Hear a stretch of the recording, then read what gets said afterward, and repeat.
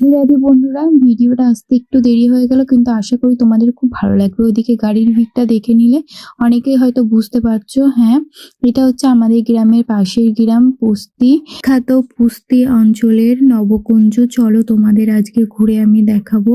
এই নবকুঞ্জ চলাকালীন আমিও একদিন গেছিলাম রাধা মাধবের দর্শন করতে। আর এই দেখো মেলার মধ্যে প্রবেশ করে গেছি। ভিডিওটা আসতে একটু দেরি হয়ে গেল, মানে এডিটটা করতে। মঙ্গলবারের দিন ছিল জাগরণ, আর 9 দিন ধরে অনুষ্ঠানটা হচ্ছে।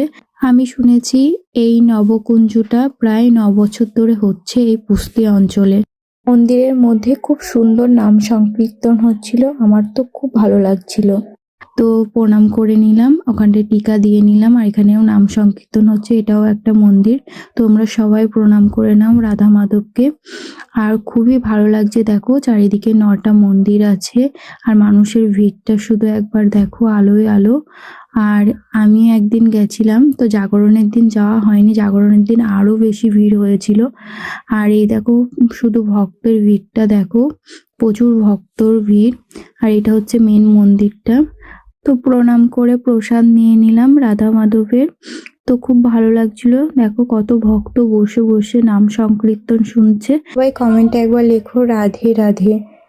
তো ওই পাশে একটা ঠাকুর আছে, ওপরে পঞ্চনাগ আর লক্ষ্মী নারায়ণ। আমরাও দুজন রাধা কৃষ্ণের মতন যুগলে ফটো তুলে নিলাম, রাধে রাধে। খুব সুন্দর ছিল ফটো ফ্রেমটা। আর দুজন এসছি নবকুঞ্জে, আর ফটো তুলবো না তাই কখনো হতে পারে? নবকুঞ্জে দেখছি এই মন্দিরের সামনে অনেকগুলো ঠাকুর সারি সারি দাঁড় করানো আছে, মানুষ বুঝতে পারে তার জন্য কমিটি থেকে খুব সুন্দরভাবে বড় বড় করে বাংলায় লিখে দিয়েছে। তোমরা একটু পড়ে নাও, তাহলে তোমরাও বুঝতে পারবে কোনটা কি ঠাকুর। তো তোমরা কি আগে কোনোদিন এরকম নবকুঞ্জ দেখেছো? কমেন্ট করে জানিও, তোমাদের ওখানেও কি এরকম নবকুঞ্জ হয় কিনা সেটাও জানিও। তো আমি এই প্রথমবার নবকুঞ্জ দেখতে গিয়েছিলাম পুস্তি অঞ্চলে। বললামই তো আগে অনেকবার নবকুঞ্জ হয়েছে পুস্তিতে, কিন্তু আমি আগে কোনোদিনই দেখতে যাইনি। হাজবেন্ডকে বলেছিলাম এবার পুস্তির নবকুঞ্জ আমাকে দেখতে নিয়ে যেতে হবে, তো আমার হাজবেন্ড আমাকে নিয়ে গেছিল। তো আমি খুবই খুশি হয়েছিলাম।